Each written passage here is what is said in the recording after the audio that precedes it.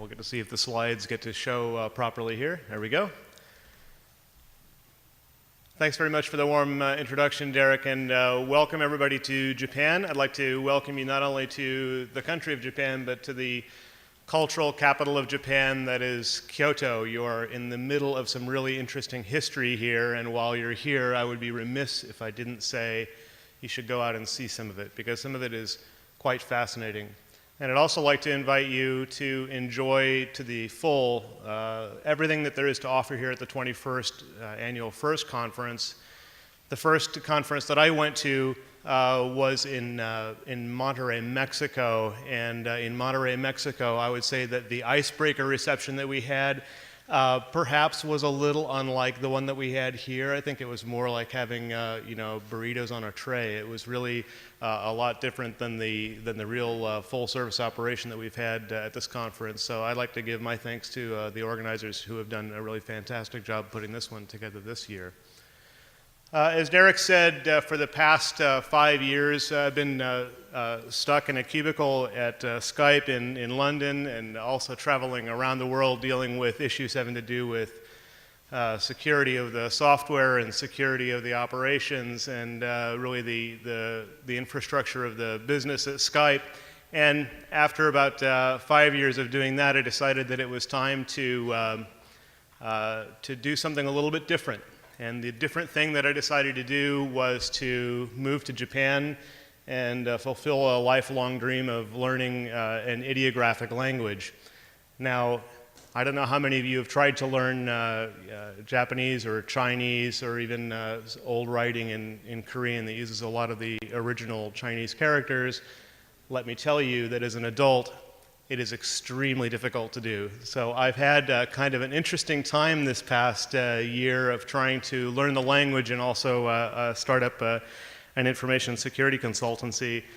And what I wanted to do today is just to talk a little bit about what I've learned through that process, and doing it through the lens of this learning experience, and taking a look at what life was like as a chief security officer or doing security research work before that, and how that has kind of changed my view of the information security business, and particularly how we do business with people in Asia, and how we do business with people across cultural gaps.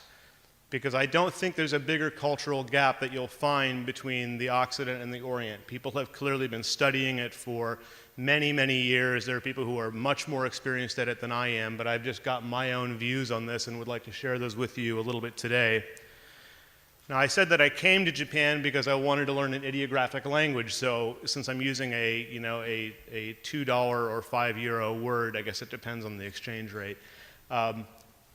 What is an ideograph? I think we're all familiar with a certain kind of ideograph, like a parking sign. If you are traveling through, say, France, and you see a blue disc sign with a red circle and a slash, you don't have to know the word in French for parking is not permitted here.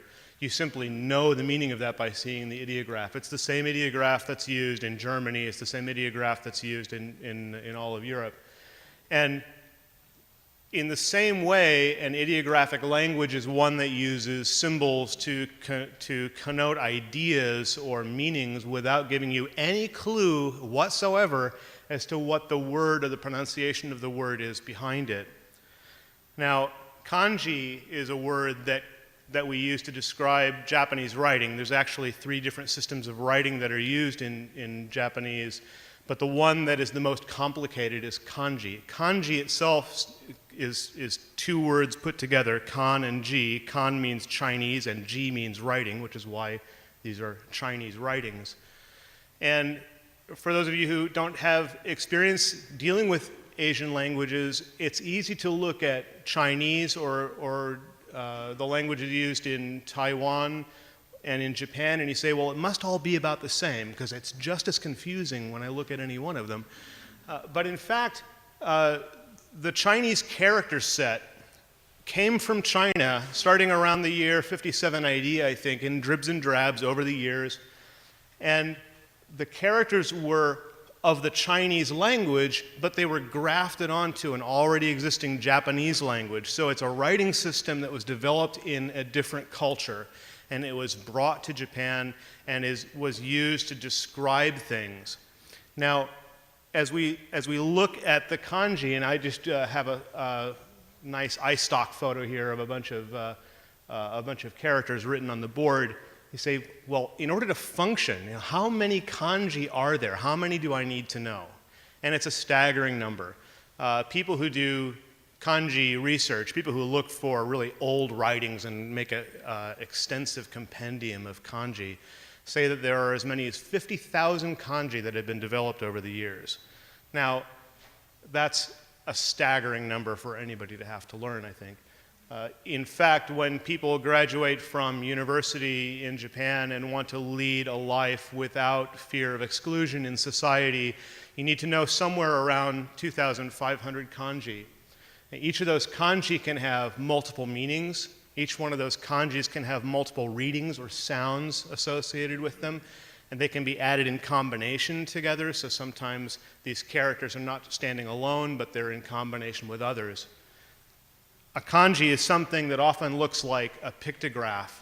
And a very simple example is the character that represents leg or foot has a sort of human body motion connection that's, I think, fairly easy to see. Clearly, there are a lot of kanji that have no connection with anything that is meaningful, so sometimes it's a bit confusing. But many of these simple human body relation or motion-related or nature-related kanji are squeezed down in size and added with other ones to make more complicated characters with other meanings. Now, trying to learn all these characters has completely confounded me over the past year, almost on a daily basis. And it's made me really step back and think a little bit about the communication process that humans use to communicate information. And when I arrived, I thought, well, it's just a matter of understanding the language. It's very much like when I learned French. You just keep beating at it, and eventually you're able to use the right words to communicate the idea. But what I discovered is that that's not really true. What's really true is that each one of us in this room and each one of us who are communicating with each other has his or her own reality, his or her own experience. There's a culture that's common amongst everyone in a certain group, but when people want to send a message, they intend some meaning, they develop a message, they use words or they use hand gestures or they use some method to communicate that message, and it's perceived by the other person. And our hope is that the intention and the message that's received are as close to one another as possible. Now, I think this actually has a tremendous amount of relevance to the idea of information security. I certainly, in my role as a CISO, much of what I was trying to do was to communicate messages with various parties. But the information security community is, in fact, its own reality, right? It's its own profession, and it has its own terminology and its own history and its own culture and background, and we all share that to some extent within this community. But when we're communicating with people outside, frankly, I think the problems are not a lot unlike trying to teach Japanese to someone who only speaks English. So with all of that as background, I wanted to pick 4 particular Japanese words and use them as kind of launch boards for some particular differences that I've seen, and hopefully that will have some relevance to people as we go through. The first character that I'm going to use is a simple one. It's the word wa, and it has a number of meanings. The one that is most common is harmony. It also means peace. It can mean Japan. It can refer to Asia in general. And just as an example of how the character is built, if you see on the right, it says that this character is composed of a symbol or a radical that is referring to growing grain, and on the right-hand side is a pictograph that represents the human mouth. And I don't think it takes a lot to imagine that raising of food and the mouth eventually can lead to harmony, especially when you're hungry. Why is harmony important? If you look at a place like Tokyo, this is one of my favorite intersections, is the Shibuya crosswalk in front of the Shibuya train station in Tokyo. Tokyo is a place where there's, I think, like 8.7 million people squeezed into a 617 square kilometer area, and it may not be the most densely populated city in the world, but it's certainly a very densely populated place. And when you have a crosswalk like this, where you've got, by my count, somewhere around 600 people crossing every few minutes, I think it's an idea that harmony is a really good thing to have when you want everyone to operate in a safe way together. And I'm really just using this as a little bit of a fun way to introduce the idea of groups. In Japan particularly, the idea of the group that you are in is a very, very important concept. I cannot overstate it, in fact. The group that you are in and the group that you are not in are very, very important concepts. What is a group? Well, certainly a group can be the work group that you work in, or it can be the company that you work in. It can be the sports club that you're a member of. It can be the school that you graduated from. All of these things are groups. And while you may be a member of all of those groups, at any one particular time, in any one particular conversation, you're a member of only one of those groups, and everyone who's not a member of that group is a member of the out-group. So there's the in-group and the out-group. And this idea is so ingrained in the culture that it is in fact reflected in the language. The way that you speak to people at any one moment in time depends on whether that person is in your in-group or in the out-group. Let's talk a little more specifically. If you look at harmony inside of a company, we have to ask, what is a company and how does it affect the people who are in it? Right? In the Occident, in the West, people think of work as a thing you do to earn income, to gain status, to live your life, and so on. And when you are done with work, for the most part, unless you're the CEO of the company or something, when you are done with the workday, you leave and you lead a life that is separate outside of work. But in Asia, the company is a community, and it's thought of as a community. In a particular way, there are emotional ties that are bound up with you being in the company. When I was living in London, I would tell people, my name is Kurt Sauer. I work for Skype, which is a very normal way of greeting people.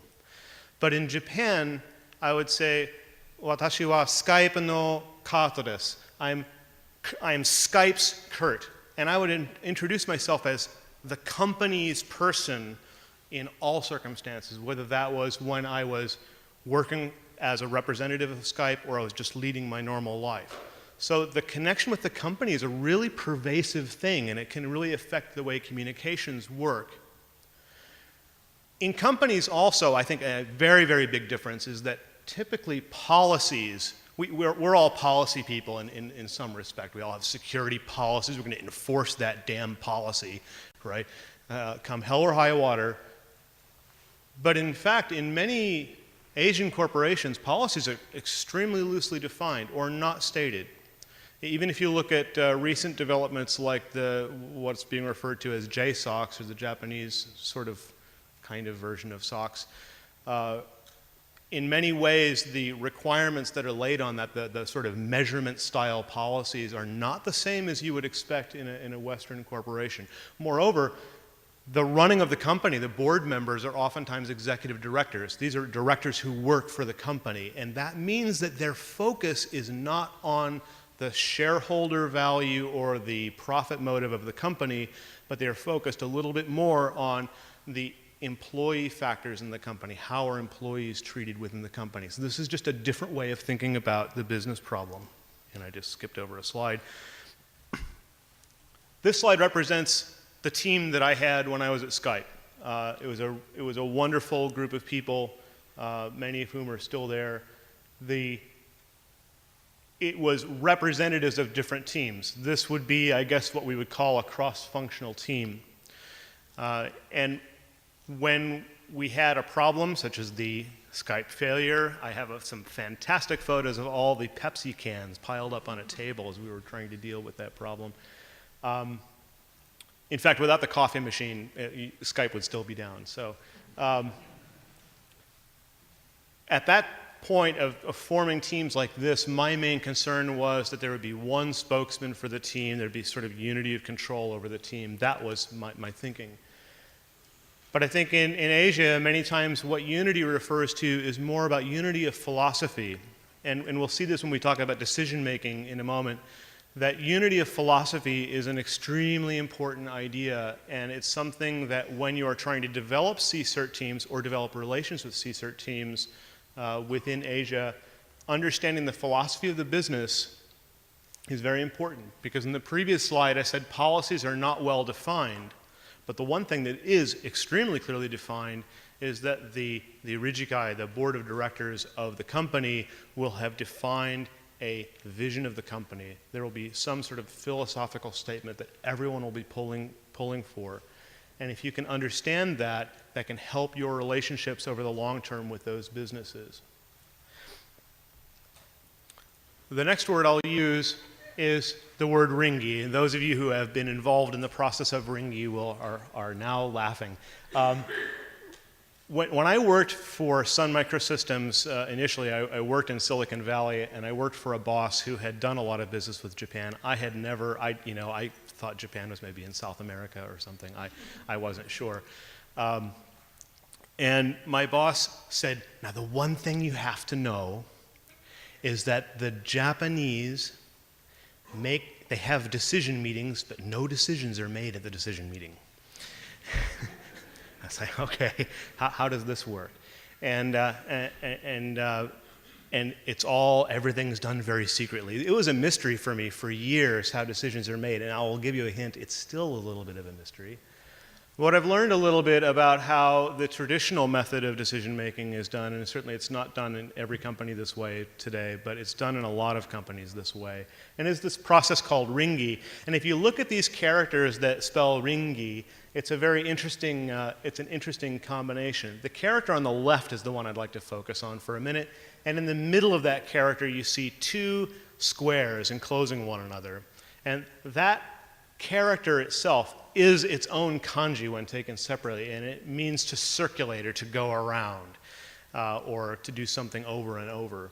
And the process of ringi is a bottom-up decision-making process that involves literally taking a piece of paper called a ringi show around with a proposal on it and walking it around to every stakeholder. So the reason that they have these decision meetings with no decision being made is that all the decisions were made before anyone ever came to the decision meeting.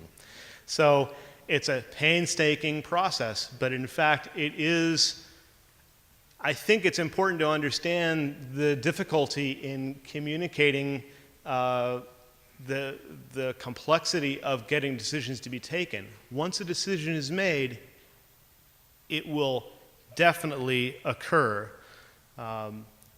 It's a grassroots process. It's a middle management process. Now, I want to relate this really specifically to how this can affect incident response. I think you're going to see, I think we'll be surprised, perhaps, by how this can have a negative impact on incident response. It's something that you need to understand when you're working with sister teams somewhere else. The reason that I say it's a problem is that again, in Occidental business structures, we expect a top-down structure of direction. So again, I said policies are not well defined here, yet we're expecting policies to be defined very clearly at a high level and that everyone executes down to the pointy edge of the spear, right? That's the execution process. Yet here with ringi, it's a middle-level manager who may not have the strategic view of the company, right, who is taking or proposing in a really serious way a decision and taking it around to various people, perhaps at the same level before it is escalated to a higher level. So it's great because it gives low-level managers the initiative, and it puts the information that's needed at a low level in the company. That's a plus, and they're responsible for execution. But the minus is that they may not have the view of the whole global view of the company at that level. And just from a society point of view, an important thing is that when you finish the Ringi process, the manager who wrote it doesn't go around saying, oh, I developed that policy, that was me, right? Because the idea of taking personal credit for those things is not something that is highly prized. It's really a team effort. Japan is a country of conglomerates. There are a lot of very large companies. Now, I've spent a lot of my time in the 10 years preceding today thinking about, gee, how can we develop more small teams for small, medium enterprises who are running all these networks and so on. But being here has made me realize that there's another kind of problem, and that is what happens when you have really, really big companies, right? How do you build CSIRT capabilities for incredibly huge organizations that are, in many cases, monolithic? I heard somebody the other day mention the Borg when they were talking about Japanese companies. And in fact, one of the cultural traits that becomes a bind is that there's a tendency in Asian cultures, and not just in Japan, for there not to be any way to bridge that in-group, out-group divide, even within a profession. So if you are a CSIRT professional, if you're an incident responder, you may work well, say you work for a division of Mitsubishi, you may work well with other people within Mitsubishi, but it is not the custom to communicate with people outside of that. And so because the external ties are unusual, then that information will continue to be locked within a single corporate entity, even though that entity is actually quite large.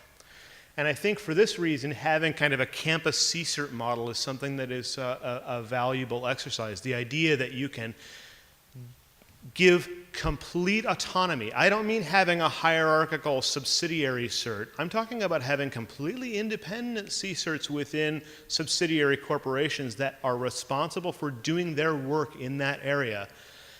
The role of the sort of headquarters CERT can be to liaise with national level CSIRTs, because in fact, government relationships are valued, and so this is again a difference. If you tried to enforce a national level CSIRT in the U.S., for instance, there would be small rebellions and fires and things. So I think that this is one of the things that has really struck me as a difference in sort of the cultural ties between Japan and Western business. Now, I'd be remiss if I didn't talk about Gambaru. I don't know if any of you have heard anything from Japan. You've probably heard somebody somewhere along the line go, Gambarimasu, do your best, right?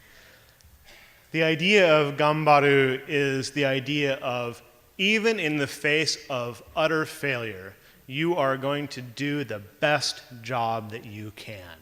And it is not just a phrase, it's a way of life. And I think that if I had to pick one thing as the secret to success in Japan, it's these two characters that are up here, the first of which means stubborn, which I find interesting.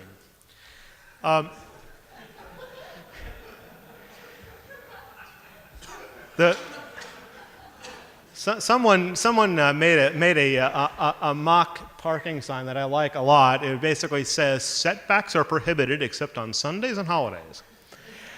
And the idea behind Gambaru is more than just a phrase. It really is the idea of taking everything you do seriously. But it has a couple of attendant ideas that go along with it. One of them is the word gaman. And any of you who work in Tokyo and have had to take Tokyo trains every day, you know what the word gaman means. It means endurance and being able to stick it out for the long haul. And I think this is a testament to the idea of execution. It's being able to take an issue and keep on it and keep on it and keep on it however long it takes until you reach the end.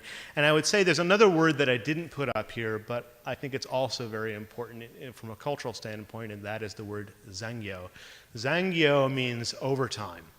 And Japan is a culture of overtime, of which there is quite a bit. And there's a special kind of overtime called sabiso zangyo, which is unpaid overtime, of which there's quite a bit. So please give your condolences to the Japanese that you meet while you're here.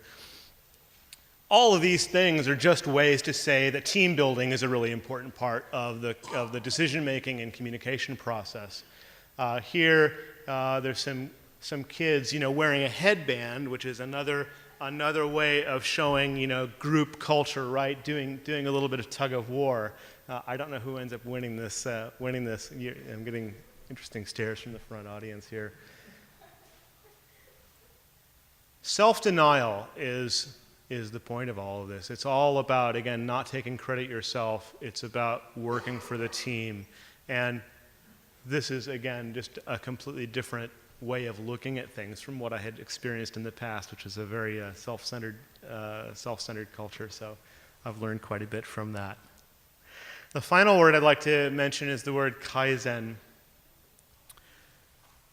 I think many of you have heard of terms like continual improvement or process improvement, and all of the things that I've talked about now culminate into a structure that allows for a special kind of process improvement.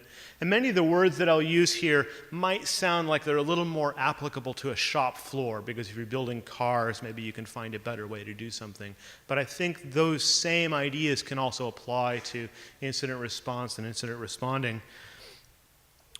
Continuous improvement, and again, there are people who are experts in this area. I can only highlight what I think are the interesting differences here. But to me, continuous improvement highlights some things and it downplays some things. And that contrast is actually quite interesting.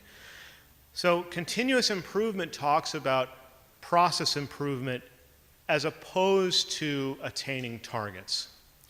It talks about making lots of incremental small ideas. And where do those ideas come from? The ideas come from the people on the team. It's people who are actually involved in the process who are making lots of small changes, as opposed to waiting to do the big bang change, waiting to do some very large change in a process.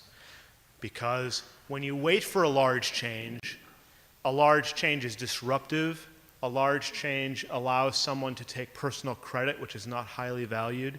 So it's a completely different way of looking at the way that we improve our own processes. The focus is more on worker satisfaction, people who are doing the work, as opposed to the economic benefit, if any, to the company. In fact, there may be process improvements that occur that are not economically beneficial to the company. That can occur. So if I had to highlight the big change here, it's feedback being important versus measuring every little thing. Measurement tends to be not so important. So if you think about a measuring style of things, you may wind up with the large paper pile of audit reports that occur. And I'm not saying there's not a value in that, not at all. I'm simply saying that thinking of them as the goal of the security process, the reporting as the goal of the security process, is perhaps not the optimal way to think about it. In Japan, in business, typically behaviors are structured, they're repeatable, and structured and repeatable things are things that can be improved upon, and I think that's why continual improvement has a real place to play. I would be remiss if I didn't mention that I did not make a completely exhaustive list of all the communication processes that occur, but you're located right now in Kyoto, which is perhaps the style capital of the country. There are concepts and ideas which are far more complicated than could be gone into here. The idea of wabi-sabi, the idea of simplicity, the idea of imbalance in art, but there's also something that is true in relationships. And this can affect the way people think. While you're in Kyoto, I really hope that you do have an opportunity or take an opportunity to go see some of the extant examples of this, whether it's participating in a tea ceremony, whether it is, and I enjoyed the one here, but it was really not the same thing as sitting on a tatami mat. or looking at the various art on display in the museums in the area. Every year, an organization called the Kanji Skills Association picks a kanji of the year. In fact, they announce it just down the road at the famous Kyoto Temple. And this year, the kanji of the year that was selected is the kanji hen. And the kanji hen actually has a couple of different meanings. It can mean change, right, as in henkaku. But it can also mean strange, right? Ihan, henna. And the reason I think that they chose this as this year's thematic kanji is simply because the economy took such a dramatic tumble. It's affected everybody. I think it's affected everybody in this room. It certainly has affected me.